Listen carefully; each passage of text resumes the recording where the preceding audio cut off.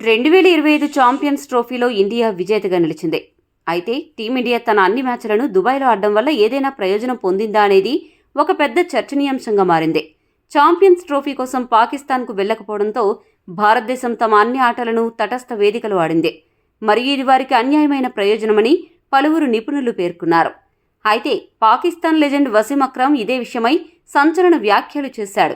అక్రమ్ ఏమన్నాడంటే, ఇప్పుడున్న టీమిండియా చాలా స్ట్రాంగ్గా ఉంది. ఇంత బలమైన జట్టును ఎప్పుడూ నేను చూడలేదు. బ్యాటింగ్, బౌలింగ్, ఫీల్డింగ్ ఇలా ఏ విభాగంలో అయినా టీమిండియా అసాధారణ ఫామ్లో ఉంది. వారు ఒక్క ఆట కూడా ఓడిపోకుండా 2024 టీ20 ప్రపంచ కప్ను గెలుచుకున్నారు. ఒక్క ఆట కూడా ఓడిపోకుండా ఛాంపియన్స్ ట్రోఫీని గెలుచుకున్నారు. ఇది వారి క్రికెట్లోని లోతును, నాయకత్వాన్ని చూపిస్తుంది. మీకు గుర్తుంటే వారు స్వదేశంలో జరిగిన టెస్ట్ సిరీస్లో న్యూజిలాండ్తో 3-0 తేడాతో ఓడిపోయారు. బోర్డర్ గవాస్కర్ ట్రోఫీని కోల్పోయారు. మరియు శ్రీలంకలో సిరీస్ను కోల్పోయారు. కెప్టెన్ రోహిత్ను, కోచ్ గంభీర్ను చాలామంది తీసేయమని పట్టుబట్టారు. కానీ బీసీసీఐ వారికి మద్దతునిచ్చింది. ఇది మా కెప్టెన్, ఇది మా కోచ్ అని చెప్పింది. ఇప్పుడు వారు ఛాంపియన్లకే ఛాంపియన్లుగా నిలిచారు. కొంతమంది దుబాయ్లో అన్ని మ్యాచ్లు ఆడింది కాబట్టే టీమిండియా అన్ని మ్యాచ్లు గెలిచింది అని, ట్రోఫీ దక్కించుకుంది అని అంటున్నారు.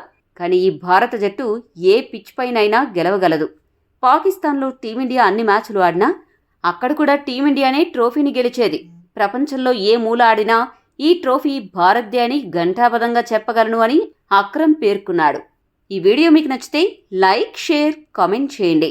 మరిన్ని స్పోర్ట్స్ అప్డేట్స్ కోసం మా ఛానల్ను సబ్స్క్రైబ్ చేసుకోండి.